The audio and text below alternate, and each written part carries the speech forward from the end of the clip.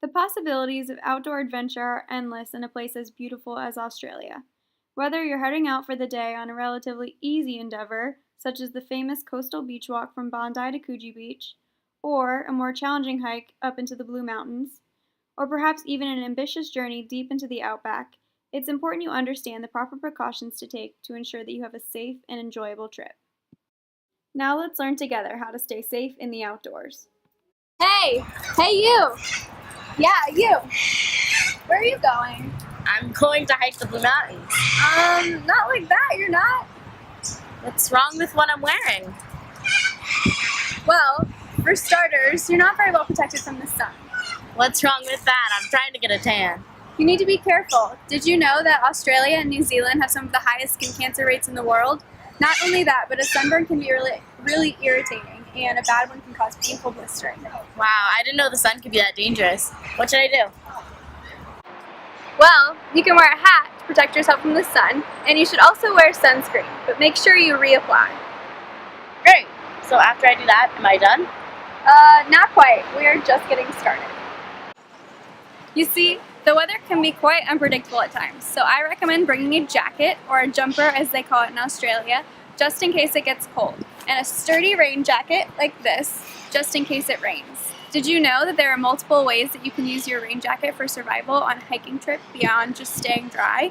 You can use it as a shelter, or a trail marker, or a cold compress, just to name a few. This shoulder bag is probably not the best thing to take camping.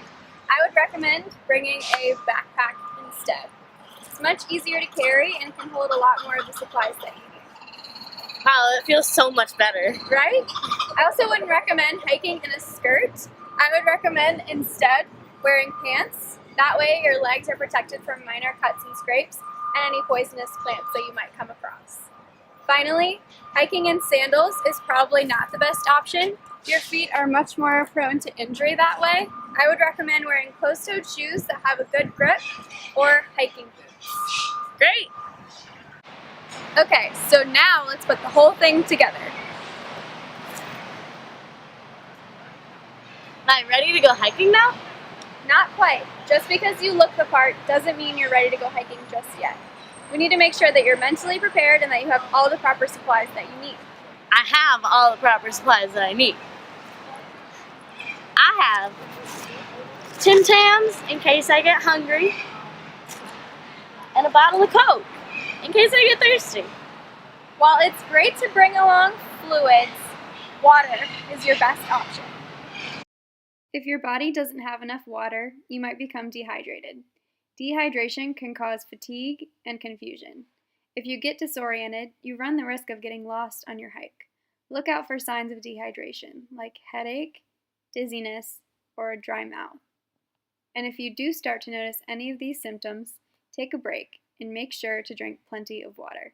Drinking enough water is also one of the best ways to prevent heat stroke. Drink water. Check. What about my Tim Tams? Well, Tim Tams are great. They're probably not the best snack to take with you on a hike because they're not going to give you the energy that you need to complete a challenging hike. Try instead a handful of nuts. Awesome. Okay, great. So now that we have you set with plenty of water and the proper snacks, let's make sure that you have the rest of the essentials. Make sure you have a flashlight, topographic map, a compass, matches or a fire starter, a pocket knife, perhaps a whistle, and definitely bug repellent. Bug repellent? What kind of bugs are we talking about here? What other animals do I have to worry about? The bug repellent is mainly just to repel against ticks and mosquitoes, but Australia is home to all kinds of wildlife, like kangaroos, dingoes, and snakes. But just remember, even if you do come across wildlife, never interact with it, because they are just that, wild. If you do happen to come across dangerous wildlife, and let's say you get bit by a snake, remember, don't try to suck the venom out like you've heard in those crazy cowboy tales. Best thing to do is bandage, remain very still, and send someone to get help. A couple of insects you should be aware of if you're going hiking, let's say in the Blue Mountains, are the funnel web spider, which can be identified by a shiny carapace, which is the bony shield covering the back of the spider.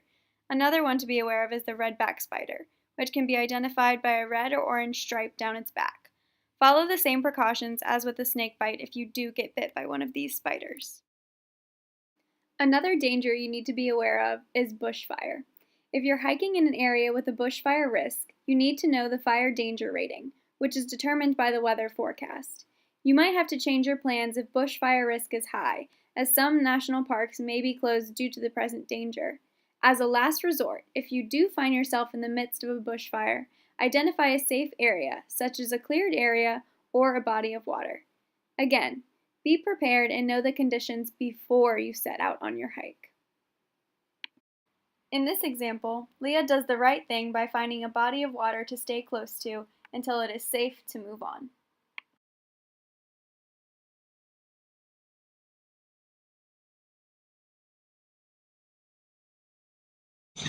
Got it. What about the other end of the spectrum? What about water safety? I'm glad you asked. Let's say you come upon a river or a lake on your hike. Always be aware of fast-moving water and check the depth before you get in. Never swim alone. Be especially careful around rocks and ledges, as they might be slippery, especially around waterfalls. Also remember with waterfalls, don't jump into the pool at the end of the waterfall if you can't see the bottom and you haven't checked for any submerged objects. Another form of water safety is at the beach. If you're at a patrolled beach, make sure you swim between the red and yellow flags.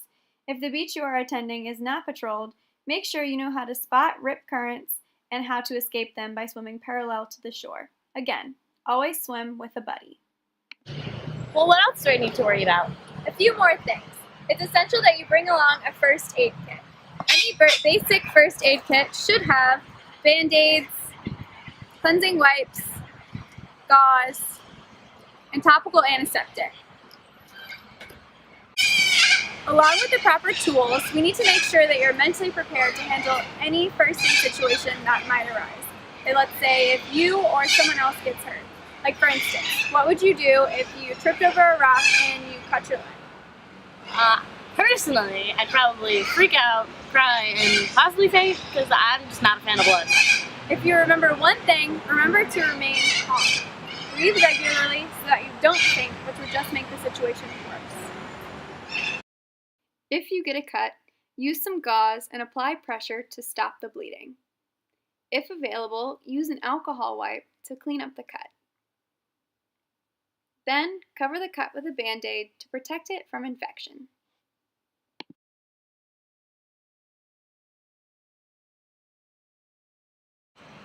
Okay, that seems easy enough. But what if I get a bigger injury, like fall off a cliff or break a bone or faint and hit my head? That is a very good question. First of all, stay back from cliff edges and never climb over a safety fence. It's a good idea to hike with a buddy just in case you do get injured. Make sure you and your buddy know what numbers to call, like that of your instructor, and call 000 if it is a true emergency. If you don't have cell service, send your buddy to get help. If someone is badly injured, make sure you prop them up on their side so they don't get any trapped fluid in their lungs. Make sure that they are warm and calm. It's a good idea to have the skills that you need to handle a dangerous situation, even if you never have to use them. If you take all the proper precautions and are well prepared, you should have a great hike. Okay, so now that I have the proper attire, I have everything in my backpack, my raincoat, water, snacks, sunscreen, first aid kit. I know what to do in an emergency. I know what to do with poisonous animals. So now am I ready to go on a hike? Not quite. Are you kidding me? All you need is a buddy. Oh, okay, cool. Now we can go on a hike. Hi again. Just to go over those key points that we talked about, make sure to wear proper clothing to protect yourself from the sun, which can cause serious damage, from cuts and scrapes, and from mosquitoes and ticks. Bring layers because the weather can change at any time. Be prepared with plenty of food and water. Make sure you have the right supplies as well. You're really going to wish you had that map when you can't remember which trail you turned down last. And you're really going to wish you had that compass when you have no idea which way north is. Let's say you get lost and you're out way longer than expected. You're really going to wish you had that flashlight. These are just a few examples. A first aid kit is a must. Hopefully nothing goes wrong, but no one really plans for an injury. It's better to be prepared, and again, in any situation, just remain calm. Also remember to be extra careful of any cliffs, staying far back from the ledge.